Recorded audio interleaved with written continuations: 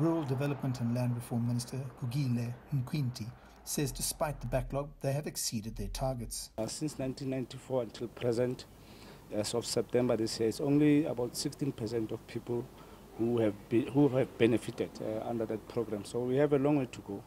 Problems include the government has taken a long time in doing a land audit to see who owns the land. We're not as far as we're supposed to be. There's been a lack of implementation really in terms of the government policies, which has led to frustration on the ground. And that frustration at the moment is boiling over and is leading to more radical policy proposals such as expropriation, outcompensation and land ceilings. It appears, though, that there is a possible solution. To try and improve the implementation of land reform, the budget for land reform currently isn't sufficient to meet the needs. So something that ourselves, the Agricultural Business Chamber, as well as the Banking Association of South Africa developed is a public-private financing model, whereas you try and incentivize private banks to loan to land reform beneficiaries by providing certain state guarantees and subsidized interest rates. It's simple things that can be done. Firstly, people who have been resettled on land for agriculture, firstly, the common complaint amongst benefiting farmers is that they do not get the necessary support from government in terms of providing implements and so on, so that you